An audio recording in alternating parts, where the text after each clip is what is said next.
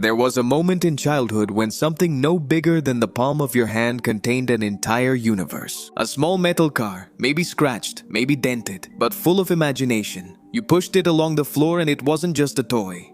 It was freedom, it was speed, it was adventure compressed into just a few centimeters.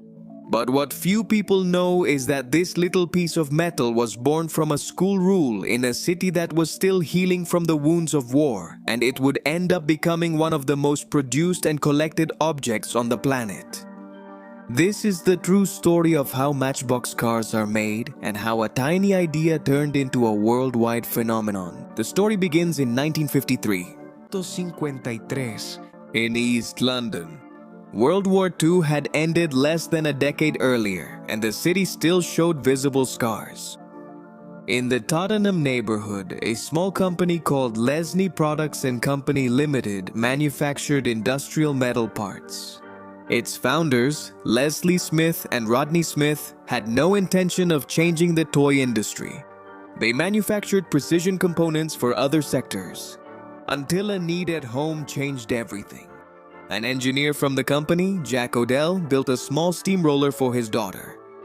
The detail was simple but crucial. The school only allowed toys if they could fit inside a matchbox. That's how the idea was born. A toy that literally fit in a matchbox. That packaging wasn't just practical, it was brilliant from a business perspective. It allowed for compact display, efficient transport, and a clear visual identity. And there's a fact that almost nobody mentions. Before the toy cars became the center of the business, Leslie had already moved forward. He had proven that he could sell miniatures on a large scale. One of his first big successes was a model of Queen Elizabeth II's coronation carriage, of which more than 1 million pieces were sold, a huge number for that time. In the early years, Leslie was not completely independent in his distribution. During an early stage, the commercial side was tied to Moco. And on old boxes, the wording "A Moco Leslie" appeared, until Leslie bought the stake and became independent. This opened the door to accelerated growth. The first model officially associated with the origin of Matchbox was the small road roller that fit in a matchbox. And that moment, born from a school rule, is documented as the spark that turned a homemade solution into a commercial line. In 1954, the 175 series was officially launched, starting with a limited initial release. And over time it increased until it reached 75. And here is one of the smartest ideas of the Matchbox system: maintaining the regular collection. A fixed number made everything easier for stores, display racks, and collectors. If a new model came in, another one would leave and its number would be reassigned. That way, the display cases always held the same number of cars. This may seem small, but commercially it was huge because it turned the collection into an entire world that could be pursued, completed, and updated without the store turning into chaos. In just a few years, Matchbox was not only selling toys, it was selling miniatures of the everyday world. During the late 1950s and early 1960s, Leslie reached extraordinary levels of production. Historical reports indicate that they had already made that roller in 1952 so that it would fit in a box, and that logic of precise miniaturization became the trend. By 1968, Matchbox was already the best-selling brand in the world for small die-cast cars. And by then, the models had evolved. They incorporated plastic windows and interiors, wheels with separate components, sometimes suspension, moving parts, and more mechanical complexity. But success brought competition. In 1968, a new American rival appeared, Hot Wheels, launched by Mattel. Unlike Matchbox, which prioritized realism, Hot Wheels focused on speed and a more aggressive design. This rivalry was not just about marketing, it was also about engineering, and Matchbox responded with a key move, the super fast line. Starting in 1969, they began transforming models to incorporate low-friction wheels and color changes, a direct response so that the cars could roll faster and compete on tracks and races. At that same time, technical experiments emerged that today sound like science fiction for such a small toy, like steering systems and special mechanisms, including the debut of the auto steer system in 1969.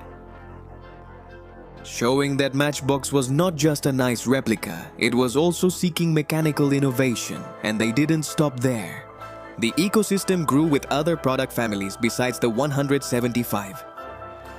For example, the brand promoted larger scale lines like king size and its derivatives, which over time later expanded into truck and large vehicle variants, expanding the Matchbox universe beyond pocket-sized cars.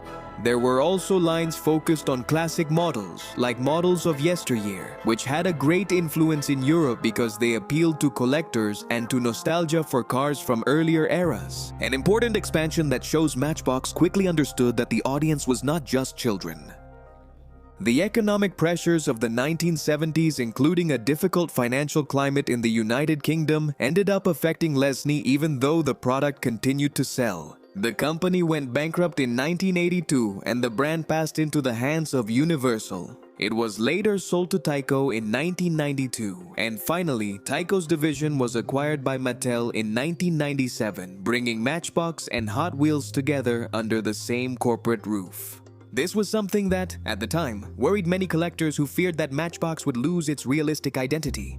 Even so, the positioning was maintained. Matchbox as the more realistic traditional brand, and Hot Wheels as the brand for fantasy, speed, and exaggeration. Today, the manufacturing process is a combination of precision engineering and advanced automation. It all begins at Mattel's design center in El Segundo, California.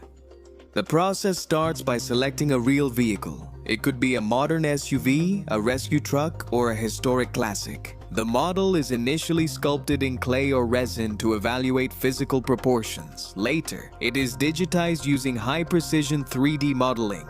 Reducing a car to 1:64 scale doesn't just mean dividing its dimensions mathematically.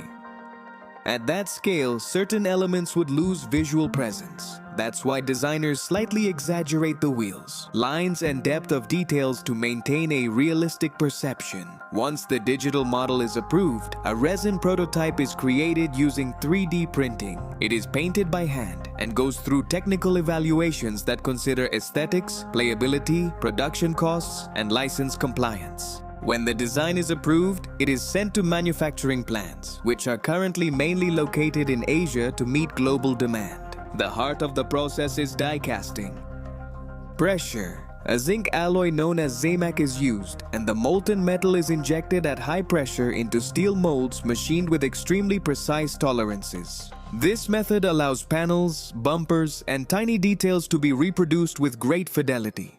After cooling, the pieces are trimmed to remove excess metal and are carefully polished. Even a microscopic imperfection could affect the alignment of the wheels or the final assembly. Then comes the painting, a stage where engineering meets art.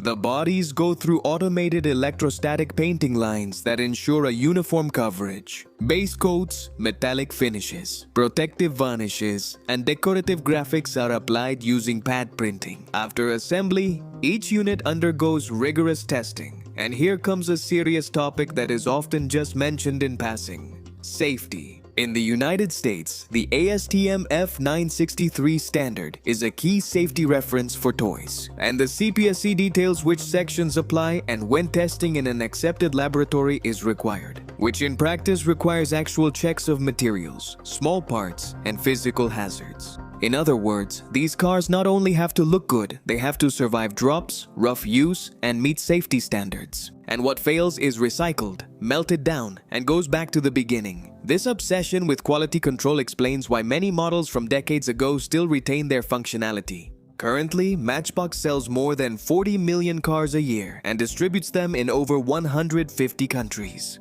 Throughout its history, it has produced more than 10,000 models and variations, and some reach high values in the collector's market, especially due to rarity and paint variations, regional versions, or because they come from periods of historical transition such as the switch to superfast. Also, the same mold could appear with different wheels and colors over short periods. The numbering system and its evolution also tell a story. For decades, 175 was the core, but with Mattel, the number of models in the US market expanded, first to 100, then went back, and later grew again to 120 and 125. showing how the brand adapted to modern catalog strategies without losing the idea of the collectible universe. However, beyond numbers and industrial processes, the true legacy of Matchbox is cultural. It represented a miniaturization of the adult world accessible to children's imagination. It allowed generations to recreate cities, rescues, journeys, and adventures from the floor of a room. It all started with a simple school rule and a father's desire to comply with it. Decades later, millions of people keep those little cars as tangible memories of their childhood. It was never just metal. It was storytelling, it was aspiration. It was the chance to explore the world even before learning how to drive. And so, from a small factory in post-war London to complex automated lines to supply the whole world, Fox continues to manufacture not only cars, but lasting memories, proving that sometimes the smallest ideas travel the longest distances.